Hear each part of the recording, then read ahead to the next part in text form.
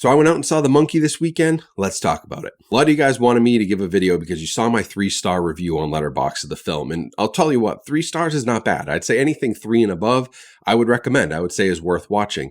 But I didn't like this as much as Longlegs, and I think I expected more. And part of that's partially on me, and that's my fault. I watched all the trailers. I loved all the marketing, just like I did for Longlegs. But unfortunately, in this case, it felt like the trailers really gave away all the big moments. Like all the big surprise moments that would have got me without seeing the trailers were there. So I knew they were coming and I knew they were going to happen.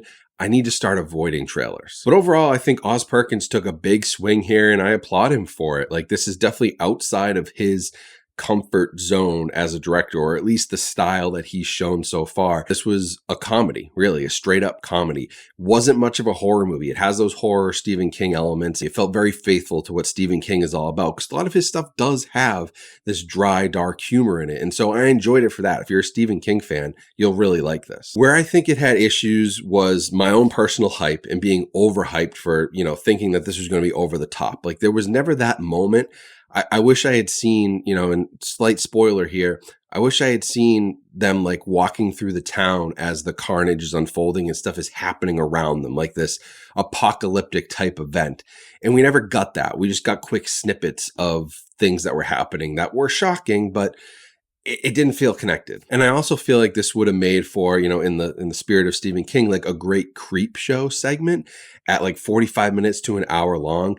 At an hour and 45 minutes or whatever it was, it felt kind of long. The beginning felt a little drawn out with the kids. When they introduced the twin brother as an adult, I felt like that was drawn out a little bit. It started to lose me. I wanted it to pick up speed, and the pace kind of dragged. And it felt like they were stretching a short story to fit a feature-length film. And there was, some filler and some really long stuff in there that probably could have been cut. But overall, I think it's well worth seeing.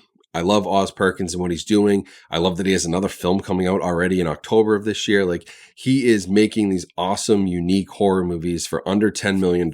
He's working with Neon. They're giving him creative freedoms. I love that. So I fully support The Monkey. It's not as good as Longlegs for me, but I think if you're looking for a really unique horror comedy and you love Stephen King, you'll enjoy this. And my best advice, if you can do it, is avoid the trailers. Avoid the trailers at all costs if you can, and this movie would be much more enjoyable for you.